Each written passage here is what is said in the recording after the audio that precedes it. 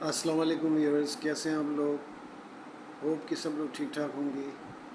اچھا بھی آج ہم کچھ ایسے ٹاپک پہ بولنے جا رہے ہیں جو بڑا نازک ہے اور کافی عرصے سے دنیا میں ایک اس کا جو ہے چرچا چل رہا ہے۔ بڑے سلوگنز اٹھتے ہیں، بڑی این جی اوز موجود ہیں۔ اس میں انسانی حقوق کے بعد حقوق نسواں کی بات ہوتی ہے کہ خواتین کو حقوق نہیں ملتے، تو لہٰذا اس کے لیے تنظیمیں بنی، این جی اوز بنی اور چل رہا ہے۔ ویسے بھی کافی ہمیں بیرون الملک میں بہت سارے ایسے تنظیمیں اور ممالک ایسے ہیں جن کی گورنمنٹس، ان کی حکومتیں اس پہ بہت زیادہ زور دیتی ہیں۔ تو بات یہ کہ جن اقوام نے شور مچایا ہے اور حقوق نسواں کی بات کرتے ہیں، وہ ممالک خود خواتین کو کتنے حقوق دے دیتے ہیں۔ سب سے پہلے چلیے کہ قرون اولیٰ سے اور پہلے، یعنی اسلام سے قبل، خواتین کے کوئی حقوق نہیں تھے، کبھی بھی نہیں تھے۔ بلکہ اسلام آنے کے بعد بھی یورپ کا یہ حال تھا کہ 16ویں 17ویں عیسوی، 17ویں عیسوی، یہاں تک کہ 18 میں بھی یہ عالم تھا کہ بیٹھ کے یہ سوچ رہے تھے ان کے بڑے بڑے ادارے اور ان کے جو مذہبی رہنما تھے کہ عورت کو انسان مانا جائے کہ نہیں مانا جائے، یا یہ کہ کیا اس میں کوئی جان ہوتی، جان تو ہوتی، روح ہوتی کہ نہیں ہوتی ہے، کہ بغیر روح کے ہی جان مان لی گئی تھی، یا عورت شاید ایک کہنا چاہیے کہ مشین ہے جو نسل انسانی کو چلا رہی ہے، اس کے علاوہ اس کو قائم نہیں ہے، کوئی حق ہی نہیں ہے۔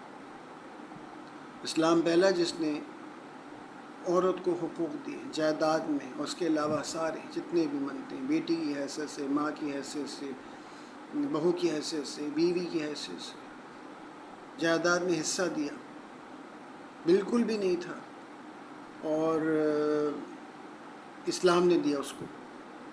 تو یہ سب کہاں سے ہوا ہے؟ جتنے حقوق خواتین کے اسلام نے دیے، اور خود ہمارے رسول صلی اللہ علیہ وسلم نے اپنی ازواج مطہرات کے ساتھ اور ان کے ساتھ ساتھ اپنی صاحبزادیوں اور دیگر خواتین کے ساتھ جو حقوق ان کے تھے، جس طرح دے کے انہوں نے ثابت کیا کہ کیسے آپ کو خواتین کا خیال کرنا ہے، ان کو حقوق دے رہے ہیں۔ بیویوں میں کیا حقوق ہیں، بیٹیوں میں کیا حقوق ہیں، تو یہ سب چیزیں پتہ چلتی ہیں، اور معاشرے میں عام طور پہ خواتین کے کیا حقوق ہیں سب۔ لیکن آج کل جو حقوق کے نام پہ نعوذ باللہ بہت فضول باتیں کی جاتی ہیں، اور بڑے پروگرامز چلتے ہیں بہت سارے، معذرت کے ساتھ بہت سارے پروگرام چلتے ہیں ٹی وی چینلز پہ، ریڈیو پہ، سوشل میڈیا پہ، الیکٹرانک میڈیا پہ، اور فیچرز لکھے جاتے ہیں۔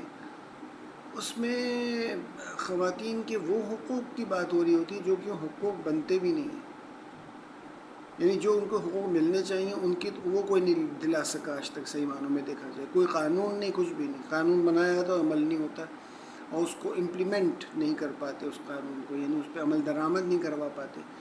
تو گورنمنٹ اگر یہ نہیں کرا سکتی تو کیا کرے گی؟ کیا کمال کیا اور کیا آپ نے اس میں خواتین کو فائدہ پہنچایا؟ اور پھر شانہ بشانہ اور خواتین برابر کے حقوق ہیں، مردوں کے مردوں کے مردوں کے مردوں کے بہت سنتے ہیں ہر چیز میں۔ تو یہ بہت ساری چیزیں ایسی ہیں کہ اگر بحث میں پڑ جائیں گے تو الجھ جائیں گے۔ چلے جائیں اپنے ماں باپ کی طرف، سیدھی بات ہے۔ آدم علیہ السلام اور حوا علیہ السلام، پہلی کریشن کس کی تھی؟ کس کو کریٹ کیا گیا؟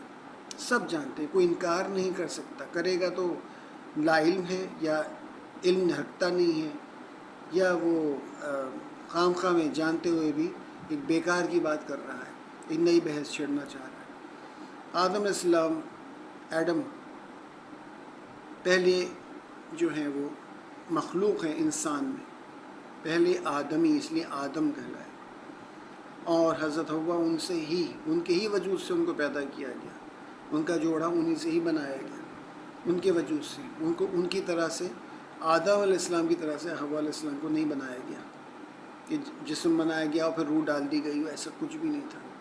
یہ تخلیق کیچڑ، گارے اور وہ جو کھنکھناتی مٹی کے اللہ تعالیٰ نے فرمایا تھا ہم نے اس سے بنایا انسان کو، تو وہ آدم علیہ السلام کا ذکر آیا ہے۔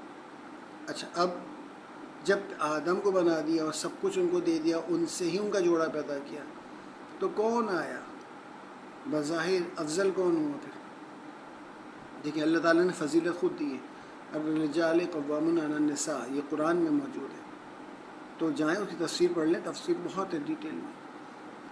تو ہر چیز میں، عقل میں، جسمانی طور پہ ہر چیز میں قوی بنایا مرد کو، اور اس کے بعد خواتین کے اوپر ان کے بہت سارے فرائض رکھ دیے گئے کہ عورتیں تمہارا جو لباس ہے اور تم عورتوں کا لباس ہو اپنی، یعنی مرد عورت، عورت مرد کا، اور ایک دوسرے کی حرمت میاں بیوی کے لیے خاص طور پہ آئے گی۔ اور پہلا رشتہ ہی میاں بیوی کا تھا، آدم علیہ السلام کا نکاح حضرت حوا سے کیا گیا، تو پہلا رشتہ ہی میاں بیوی کا تھا، باقی بچوں کا، ماں باپ کا، بھائی بہن کا رشتہ بعد میں بنا، اور سارا فساد انہی دو رشتوں میں ہے، اسی رشتے میں آتا ہے میاں بیوی والے۔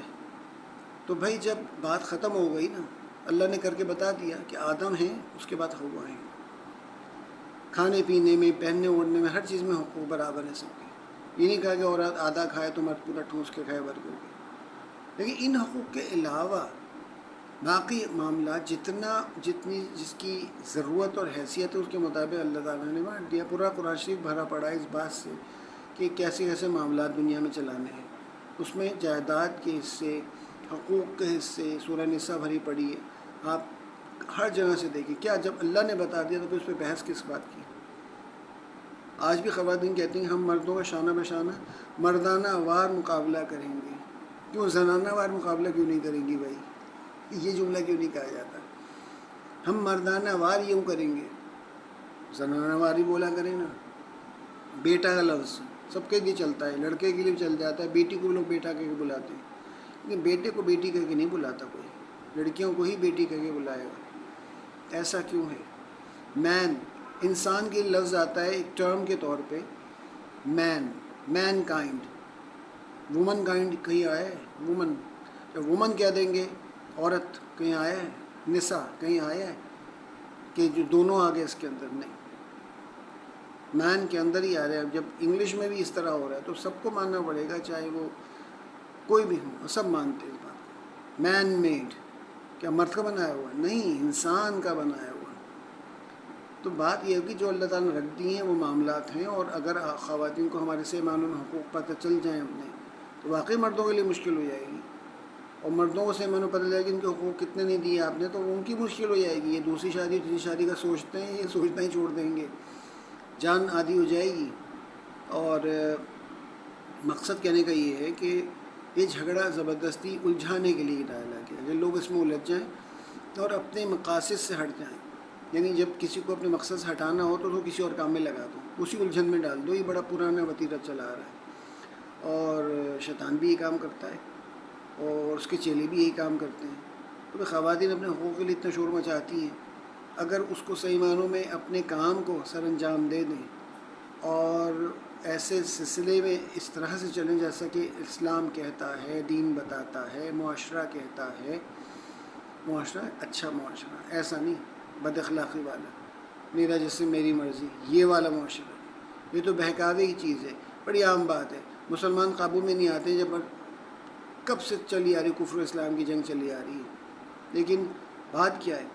بھائی سلطان صلاح الدین ایوبی والی بات، اور کہ کسی نسل کو اگر خراب کرنا ہے، ختم کرنا ہے کسی قوم کو، تو اس میں ان کو نوجوانوں میں فحاشی ڈال دو، اور فحاشی پھیلانے کے بعد ان کو علم سے دور کر دو، علم بالکل ختم کر دو، ان کا ختم ہو جائے گی۔ ایک ملکہ تھی مصر کی، کلوپیٹرا، کلوپترا بھی کہتے ہیں، وہ فیمیلز میں، خواتین میں واحد تھی جو فرعون بھی کہلائی، ورنہ مرد فرعون ہوتے تھے۔ جب وہ جنگ ہار گئی روم کے بادشاہ سے، آکٹیوین سے، ویسے اس نے جولیس سیزر بھی لڑی، لیکن دوبارہ ملکہ بن گئی، اسے شادی ہو گئی، پھر اس نے مارک اینٹونی سیزر بنا، تو پھر دوبارہ حملہ ہوا اور مصر فتح ہو گیا، لیکن پھر وہ مارک اینٹونی سے اس کی شادی ہو گئی۔